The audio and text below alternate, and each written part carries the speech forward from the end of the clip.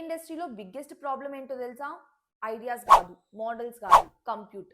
Yes, compute అంటే సింపుల్గా AI మోడల్స్కి కావాల్సిన processing power. Text or images ఫాస్ట్గా జనరేట్ చేయడానికి బ్యాక్గ్రౌండ్లో రన్ అయ్యే సూపర్ ఫాస్ట్ హార్డ్వేర్ మిషన్ స్పీడే కంప్యూట్.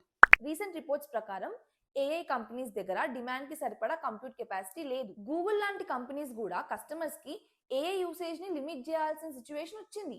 రీజన్ ఏంటి అంటే సింపుల్. పవర్ఫుల్ ఏఐ రన్ చేయడానికి థౌజండ్స్ ఆఫ్ జీపీయూస్ కావాలి, హ్యూజ్ డేటా సెంటర్స్ కావాలి, చాలా ఎలక్ట్రిసిటీ కావాలి.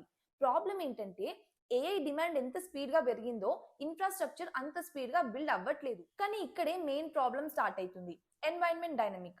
ఈ thousands of GPUs non stop గా తిరుగుతున్నప్పుడు అవి జనరేట్ చేసే హీట్ ని కూల్ చేయడానికి daily millions of gallons pure water కావాలి. అండ్ ఈ డేటా సెంటర్స్ రన్ అవ్వడానికి కావాల్సిన పవర్ వల్ల కార్బన్ ఎమిషన్స్ విపరీతంగా పెరుగుతాయి. అంటే టెక్ కంపెనీస్ కి కేవలం చిప్స్ దొరికితే సరిపోదు, ఎన్వైరన్మెంట్ ని డ్యామేజ్ చేయకుండా కంటిన్యూస్ గా గ్రీన్ ఎనర్జీ లైన్ మెయింటైన్ చేయడం ఇంకో పెద్ద హెడ్ఏక్. అందుకే Microsoft, Google, Meta, Amazon, open AI అందరూ billions of dollars compute build చేసుకోవడానికి అండ్ న్యూక్లియర్ పవర్ ప్లాంట్స్ తో డైరెక్ట్ గా టైప్స్ పెట్టుకోవడానికి ఇన్వెస్ట్ చేస్తున్నారు. ఫ్యూచర్ లో ఏఐ కంపెనీస్ వాల్యూని డిసైడ్ చేసేది సాఫ్ట్వేర్ కాదు, ఇన్ఫ్రాస్ట్రక్చర్ అండ్ ఎనర్జీ ఎఫిషియన్సీ అనిపించింది.